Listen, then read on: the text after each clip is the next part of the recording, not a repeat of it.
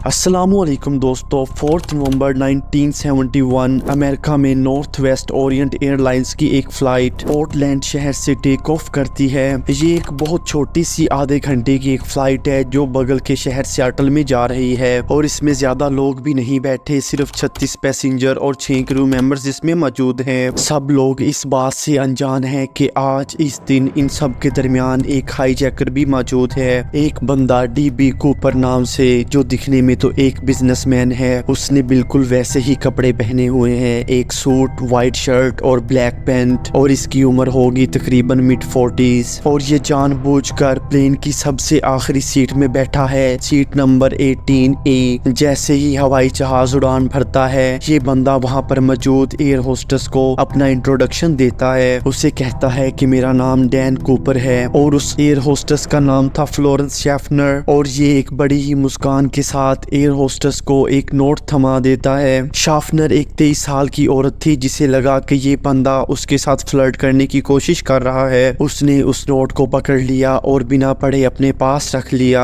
ऐसा करते देखते हुए उसने कहा, मिस, मुझे लगता है आपको ये नोट पढ़ लेना चाहिए, मेरे पास एक बॉम्ब है। शाफनर ने जब उस नोट को खोला तो वहाँ पे बड़ी नीट राइटिंग में बड़ा क्लियर लिखा हुआ था, miss, I have a bomb in my briefcase and I want you to sit by me. तो फिर कूपर अपना सूटकेस खोलकर उसे दिखाता है जिसमें कुछ लाल लाल से सिलेंडर्स, तारे और एक बड़ी सिलिंड्रिकल बैटरी रखी हुई थी उस सूटकेस में। इसमें कोई शक नहीं कि ये एक बॉम्ब ही है। कूपर अपनी डिमांड एयर होस्टेस के सामने रखता है, मुझे $2 लाख चाहिए आज शाम 5 बजे तक, वो भी कैश में। इन सारे पैसों को एक बैग में रख के मुझे देना और साथ ही साथ 2 बैक पैराशूट्स और 2 फ्रंट पैराशूट्स भी। जब हम लैंड करेंगे तो एक फ्यूल ट्रक रेडी रहना चाहिए रिफ्यूल करने के लिए, और कुछ भी उल्ट पुल्ट करने की कोशिश की तो मैं इस पूरे प्लेन को उड़ा डालूंगा। प्लेन में मौजूद दूसरे पैसेंजर्स को अभी तक किसी बात का पता नहीं था और एयर होस्टेस शाफनर चाहती भी नहीं थी कि किसी भी पैसेंजर को इस बारे में कुछ पता चले। वो चुपचाप से प्लेन की कॉकपिट में जाती है और पायलट्स को वो नोट थमा देती है।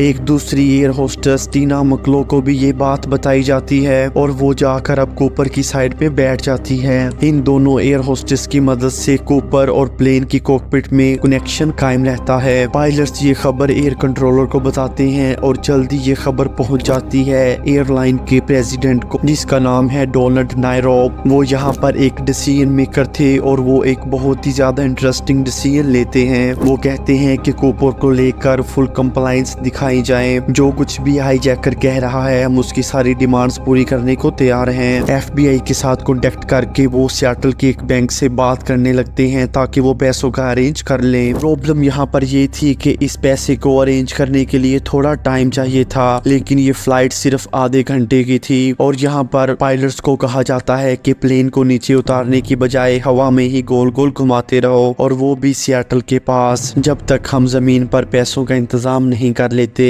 ये आधे घंटे की फ्लाइट धीरे धीरे 3 घंटे की फ्लाइट बन जाती है। पैसेंजर्स अभी भी इस बात से अनजान थे कि यहाँ पर क्या हो रहा है। फाइनली 5:46 PM पर ये फ्लाइट सियाटल में लैंड करती है। कूपर की इंस्ट्रक्शन के मुताबिक प्लेन को टर्मिनल बिल्डिंग से काफी दूर लैंड किया गया था। सिर्फ एक एयरलाइन का रिप्रेजेंटेटिव वहाँ पर उसके पास आता है पैसे का बैग और पैराशूट्स लेकर। जब चारों पैराशूट्स और $2 लाख से भरा हुआ बैग कूपर को दे दिया गया तो उसने इजाजत दी कि सभी पैसेंजर्स और क्रू मेंबर्स प्लेन को छोड़कर नीचे जा सकते हैं, और सवाई टीना मकलो के। इस हवाई जहाज को प्लेन के बाद रिफ्यूल किया जाता है और ये फ्लाइट दोबारा से उड़ान भरती है। इस बार प्लेन में सिर्फ पायलट्स बैठे हैं और उसके साथ कूपर और टीना। कूपर्स दोबारा से इंस्ट्रक्शन देनी स्टार्ट करता है पायलट्स को कि कहाँ पे जाना है और किस स्पीड से प्लेन को उड़ाना है और किस एंगल पर इसको लेके जाना है। वो कहता है कि प्लेन को मेक्सिको सिटी की तरफ लेकर जाओ और हवा में 10,000 फीट की ऊंचाई पर प्लेन को उड़ाओ, और जो विंग्स की पोजीशन है वो 15 डिग्री पर होनी चाहिए, और प्लेन की स्पीड जितनी आहिस्ता हो सके उतनी आहिस्ता कर दो।